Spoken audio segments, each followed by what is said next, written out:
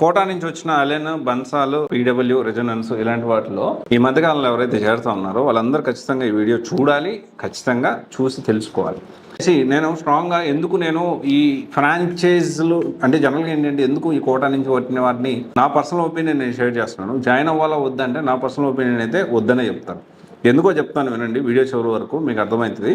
So ఇక్కడ quota నుంచి వచ్చిన ఈ కొన్ని జూనియర్ కాలేజెస్ మెయిన్ బ్రాంచ్ నుంచి ఇప్పుడు మనం జనరల్గా రెజొనెన్స్ కానీ లేకపోతే పీడబ్ల్యూ కానీ లేకపోతే బన్సాల్ కానీ ఎల్ఎన్ కానీ ఎందుకు జాయిన్ అవుతాం? టాప్ ర్యాంక్స్ వచ్చాయి. ఇప్పుడు ఒక బ్రాండ్ ఉంది ఎక్కడో నార్త్ ఇండియాలో, అంటే చాలా బ్రాంచెస్ ఉంటాయి.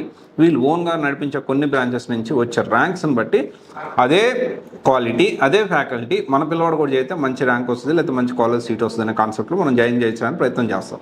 అదే బ్రాండ్ని చూసి. అయితే ఎక్కడో ర్యాంక్ వచ్చిందని చూసి ఇక్కడ డెసిషన్ ఎలా తీసుకుంటారు? ఎందుకు అంటే వీళ్ళంతా ఫ్రాంచైజ్ సిస్టమ్ నడుస్తుంది. ఓకే, ఫ్రాంచైజ్ అంటే ఏంటి? ఎవరన్నా డబ్బులు ఉండి కొద్దిగా ప్లేస్ మినిమం రిక్వైర్మెంట్స్ వాళ్ళ తగ్గట్టు బిల్డింగ్ దానికి సంబంధించిన రిక్వైర్మెంట్స్ ఉంటే ఎవరైనా ఫ్రాంచైజ్ నడపచ్చు. అయితే ఇక్కడ ఏమవుతుందంటే మెయిన్ బ్రాంచ్ నుంచి, మెయిన్ బేస్ నుంచి, హెడ్ ఆఫీస్ నుంచి వీళ్ళకి ఏమేమి వస్తాయి? మ్యాక్సిమం నా ఒపీనియన్లో, ఒకవేళ దీనికంటే ఎక్కువ వస్తున్నాయంటే చెప్పండి మీరు. మ్యాక్సిమం ఏమొస్తాయి? దీనికి సంబంధించి యూనిఫామ్ వస్తుంది, కరికులం వస్తుంది, టెస్ట్ సిరీస్ కూడా ఏంటి? వీక్లీ అసైన్మెంట్స్ కష్టం. ఎందుకు కష్టం అంటే ఒక్కొక్క బ్రాంచ్ కొంతమంది ఒక క్లాస్ ముందుండొచ్చు, ఒక క్లాస్ ఎందుకుండొచ్చు, ఒక టాపిక్ ముందుండొచ్చు, ఇంకొక టాపిక్ డిసైడ్ చేస్తుండొచ్చు, కొంచెం అటు ఇటుగా ఉంటుంది. సో ఇక్కడ వీక్లీ అసైన్మెంట్స్ అనేవి మెయిన్ హెడ్ ఆఫీస్ నుంచి వచ్చే ఛాన్సెస్ పాసిబిలిటీస్ తక్కువ ఉంది.